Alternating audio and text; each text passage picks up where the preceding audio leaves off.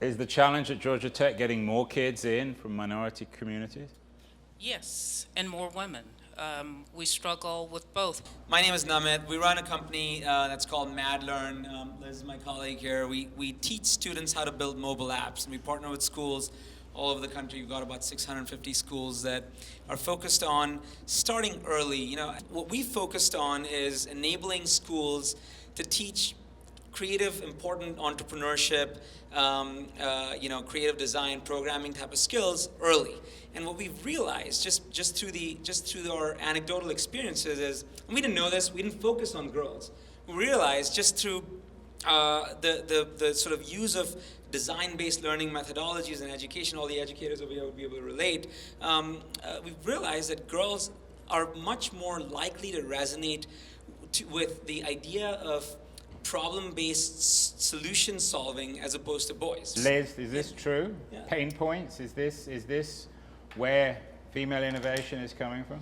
My perspective coming in is, as a girl, I was never interested in coding, or that didn't pique my interest, but our platform, it's design oriented and it's drag and drop, and so it gets kids, and more specifically girls, who are interested in different social issues and their interest to be able to build mobile apps just as everybody. One of the things I noticed is in the minority community, especially with my friends and my husband who had immigrant families, there's a pressure to go into medicine, to be a lawyer, or in business, in the financial sector, just to make the highest guaranteed revenue as possible to pay for our very expensive educations. And so being an educator, I kind of resonate with this young lady here. We can impact the individuals that we deal with in the classroom, right? That's maybe 100 kids a day.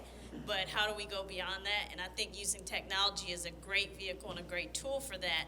I kind of want to go in a different direction, though. Looking at the millennials and how a lot of them are using social media, YouTube, you have people out there making millions, and these kids are in their bedrooms. How do we handle that going forward? Because everybody's not going to go to college.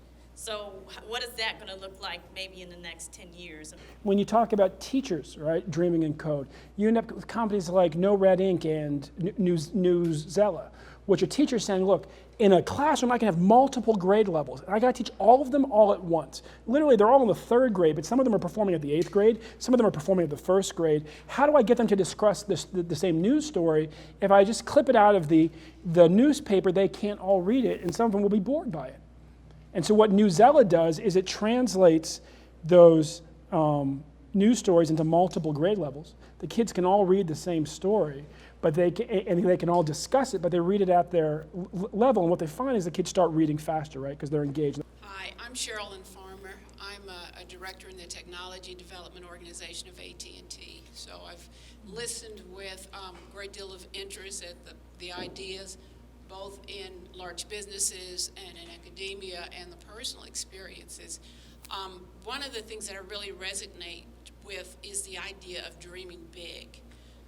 We've learned to dream as young people, and so my premise is that if we teach the very young, who already come into the world believing that they can do any and everything until the world messes with them and tell them what they can't do, that's the time to start instilling the opportunities for innovation, for entrepreneurship, for STEM capabilities. And so, I'd like to hear thoughts about how do you take the preschoolers and start to shape them into the people that we're hearing from in this room. Ben? Look, part of it's what we talked about earlier with England, just deciding as a country, every child, 6 to 16, they're going to be taught how to code. Right, we're going to stop making it sort of something that's exotic. We're going to start making it something that's integral, and we're going to empower all of our young people. At the same time, we have to really decide. I think, as far as mindset, that the entrepreneurial mindset really needs to be embraced not just by children but by their parents. We have a lot of young people who want to come out to the Valley and work for a startup. The parents are like, no, you really need to take that job at JP Morgan. Now, the reality is,